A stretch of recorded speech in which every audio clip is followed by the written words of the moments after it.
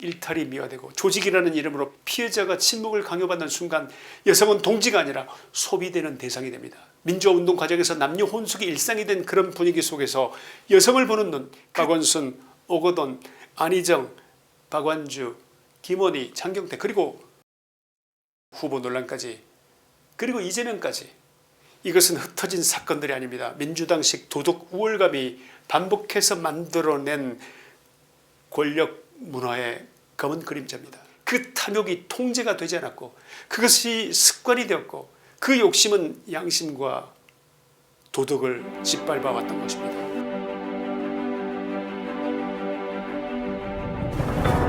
1995년 10월 어느 날 한밤중에 술자리가 벌어졌습니다. 술을 따르던 여종업원이 마음에 들었던 한 남자, 이른바 2차를 요구했는데 여러분들 2차라는 말이 단순히 술 한잔 더 하자는 말이 아니라는 것쯤은 아시지 않습니까? 이 여성이 뭔가 매너도 별로일 것 같은 이 남자를 거절했습니다. 그러자 열받은 남자는 주인을 불렀습니다. 주인은 그런 여자가 아니다, 단순히 아르바이트하는 대학생일 뿐이다, 이런 취지의 말을 했겠죠. 그 남자는 격분해서 고래고래 소리를 지른 모양입니다. 이 집 장사 안 하고 싶으냐, 내가 누군지 아느냐. 고성이 오가고 옆 테이블에 손님이 말리자 그를 때려서 전치 2주의 상해를 입혔다는 것입니다. 누군가 112에 신고를 했고 경찰이 출동했습니다. 그런데 이 남자 뭘 믿고 그런 대단한 백이라도 있었던 것인지 이번에는 경찰까지 폭행을 해서 상해를 입혔습니다. 그러다가 갑자기 자해를 시도했다는 것입니다. 그리고 이 남자인지 또는 일행인지 50m쯤 도주를 시도하다가 붙잡혔다는 것인데 이 남자, 이 막장 행동의 주인공이 누구인지 짐작이 가십니까? 서울시장 후보 정원호라는 인물입니다. 김모 국민의힘 의원이 1995년 양천구 의회 속기록을 근거로 기자회견에서 제기한 주장의 내용을 근거로 재구성해 여러분께 알려드린 것입니다. 정 후보는 당시 양천구청장 비서로 일하던 시절에 이 같은 폭행으로 벌금 300만 원을 선고받은 바 있는데 이번 폭로가 터지자 지금 선거 사무실 분위기가 완전 말이 아닌 모양입니다. 그러나 저런 행동을 했을 정도의 정원호라면, 게다가 민주당 운동권 출신의 인간들이라면 그냥 그렇게 당하기만 할 사람들이 아니지 않겠습니까? 예상처럼 사실이 아니다라고 적극적인 반박을 한 모양입니다. 정 후보는 당시 5.18 관련자 처벌 문제를 놓고 벌어진 정치적 다툼이었다, 이런 취지로 해명을 하고 있습니다. 그러나 김 의원 측에서 공개된 속기록을 근거로 5.18과 전혀 관련이 없는 정원호 개인의 주폭 사건이다, 이렇게 말했습니다.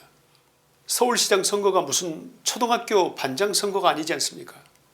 천만 시민의 도시, 대한민국 수도의 얼굴, 대한민국 품격을 책임지는 자리입니다. 그런 자리에 오르겠다는 사람이 이런 과거를 갖고 있다면, 그리고 해명을 내놓았지만 그것이 선거일까지 일단 버티고 보자는 거짓 해명이라면 이것은 온 국민이 관심을 가져야 할 중대 사안이 아닐 수 없습니다. 이것은 네거티브가 아니고 서울 시민의 알 권리입니다. 공직 후보의 기본 자격에 관한 일입니다. 그러나 우리가 알아야 될 더 큰 문제가 있습니다.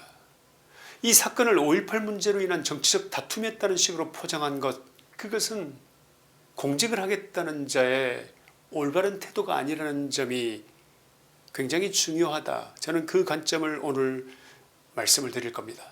왜냐하면 저런 막장 인간이 서울시장에 출마했다는 사실 자체가 우리나라가 처한 비극이라고 생각되지만, 이자의 해명이 거짓일 경우 그것은 공직 후보의 자격 자체를 흔드는 본질적인 문제라는 것입니다. 과거 폭력보다 더 무서운 것은 현재의 거짓입니다. 폭력 정권보다 더 무서운 것은 그 정권을 민주화 서사로 포장하려는 저들의 저열하고 저급한 거짓말이며, 그 거짓말을 아무렇지도 않게 내던지는 그들의 인간성인 것입니다. 저는 오늘 이번 정원호 사태를 보면서 민주당이 처한 본질적인 문제를 직시하고자 합니다. 윗물이 맑아야 아랫물이 맑을 텐데, 여배우와 공짜로 놀아났다는 의혹, 형수에 대한 입에 담을 수 없는 욕설, 전과 사범, 대장동 비리, 자신의 죄를 지우겠다고 국가기관을 동원해서 공소 취소를 목적으로 한 특검을 출범시키기까지 막장을 달리는 사람이 대통령으로 있는 그 아래에 있는 민주당, 거기에 인간다운 사람이 제대로 된 인간이 몇 명이나 있겠습니까? 첫째, 이것은 정원호 한 사람의 문제가 아니라 민주당 권력 문화의 반복된 민낯입니다. 민주당은 여성 인권을 말했고 성평등을 말해왔습니다. 피해자 중심주의를 말해왔습니다. 그러나 사건이 일어날 때마다 선택적 인권, 선택적 성평등, 선택적 피해자 중심을 외친 자들이 그들이었습니다. 피해자를 피해 호소인이라고 칭하던 것을 기억하십니까? 민주당 권력 내부에서는 여성 문제에 대해서 자신의 권력을 이용한 성비위 사건들이 너무 자주 반복됐습니다. 박원순 전 서울시장의 성추행 의혹 고소 사건은 박 전 시장 사망이라는 비극적 결론이 나면서 공소권 없음 처리됐습니다. 안희정 전 충남지사는 수행비서 성폭행 혐의로 징역 3년 6개월이 확정됐습니다. 오거돈 전 부산시장은 직원 강제추행 혐의로 실형을 선고받았습니다. 박완주 전 민주당 의원은 보좌관 강제추행 혐의 등으로 최근 징역 1년이 확정됐습니다. 김은희 의원실 관련 보좌관 성폭력 및 2차 가해 논란도 있었습니다. 그리고 최근에는 장경태 민주당 의원이 국회 여성비서관을 강제추행한 혐의로 고소당했습니다. 이것이 전부 우연이라고 보는 분이 계십니까? 말로는 여성 인권을 부르짖지만 실제로는 권력형 성비위란 성비는 모두 민주당 인간들과 연관되어 있다는 것을 다 아시지 않습니까? 말로는 피해자 보호를 외치지만 실제 사건이 일어나면 조직을 보호하기 위해서 피해자를 핍박하면서 피해자의 잘못으로 몰아가기 위해서 안간 힘을 쓰던 자들입니다. 말로는 진보의 도덕성, 실제로는 위계와 침묵을 강요합니다. 국민은 묻습니다. 왜 유독 민주당 주변에서 그런 일이 반복되는가? 왜 여성 인권을 가장 크게 외치던 자들이 정작 자기 내부의 여성 문제 앞에서는 가장 초라하게 무너지는가? 왜 사건이 터질 때마다 피해자보다 조직이 먼저 나오고 진실보다 방어 논리가 먼저 나오고 반성보다 정치 공세라는 말이 먼저 나오는 것인가? 물론 정치권의 성비는 어느 정당에도 있을 수 있습니다. 인간의 타락은 좌파와 우파를 가리지도 정당을 가리지도 않습니다. 그러나 사건이 벌어진 횟수에 있어서 민주당 출신이 압도적인 이유가 무엇일까요? 궁금하지 않으십니까? 왜 이 자들은 초등학생 여자아이에게 오빠라고 불러보라는 말을 아무렇지도 않게 하는 것일까요? 그들 운동권 출신 정치인들이 스스로 자신을 도덕의 심판자로 내세우지만 않았어도, 보수를 향해 여성 인권을 말하지만 않았더라도, 피해자 중심주의를 부르짖지만 않았어도, 시도 때도 없이 도덕의 잣대를 들이대지만 않았어도, 그래 인간이니까 때로는 저럴 수도 있겠지, 이렇게 자기 컨트롤이 안 될 수도 있는 거겠지, 그랬을 겁니다. 문제는 정작 자기 진영 안에서 권력형 성비위가 터지면 이 자들은 하루아침에 말과 태도가 바뀌는 거 익히 보셔서 여러분도 잘 아시지 않습니까? 남에게는 칼, 자기에게는 방패, 남에게는 단죄, 자기 편에게는 전체 맥락을 봐라. 남에게는 사퇴를 요구하면서 자기 편에게는 오래전 일인데 젊은 시절의 일탈을 가지고 뭘 그러냐, 이렇게 축소합니다. 내로남불의 전형 아닙니까? 스스로 가장 깨끗하고 가장 도덕적이며 이 땅의 민주화를 이루는 성스러운 면류관을 쓰고 있다는 선민의식을 가진 저자들의 민낯이 바로 이런 모습인 것입니다. 둘째, 이 문제의 밑바닥에는 운동권식 도덕 우월감과 자기 합리화의 문화가 깔려 있습니다. 저의 저서 대한민국 체제전쟁 우상과 이성에서 제가 일관되게 지적해 온 것도 바로 이 문제입니다. 우상이 이성을 압도할 때, 민주화라는 대의가 양심을 삼켜버릴 때 인간은 자기 죄를 죄로 보지 않습니다. 자신을 역사의 진보라고 믿는 순간 자기 일탈은 실수로 축소되고 상대의 작은 허물은 역사적 범죄로 확대됩니다. 자신을 민주화의 주역이라고 믿는 순간 자신에게는 면죄부를 주고 남에게는 단두대를 들이댑니다. 이것이 운동권 문화가 낳은 가장 위험한 정신적 질병입니다. 운동권 문화에는 오래전부터 특유의 자기 확신이라는 게 있었습니다. 우리는 역사의 진보다. 우리는 민주화의 주역이다. 우리는 보수보다 도덕적으로 우월하다. 바로 이 근거 없는 확신이 문제였습니다. 대의라는 이름으로 사생활의 경계가 흐려지고, 혁명이라는 이름으로 일탈이 미화되고, 조직이라는 이름으로 피해자가 침묵을 강요받는 순간 여성은 동지가 아니라 소비되는 대상이 됩니다. 민주화운동 과정에서 남녀 혼숙이 일상이 된 그런 분위기 속에서 여성을 보는 눈, 그 탐욕이 통제가 되지 않았고 그것이 습관이 되었고, 그 욕정은 양심과 도덕을 짓밟아왔던 것입니다. 저들에게서 우리가 발견할 수 있는 가장 추악한 태도가 무엇이라고 생각하십니까? 정은호처럼 과거의 일탈을 민주화의 언어로 포장하는 태도입니다.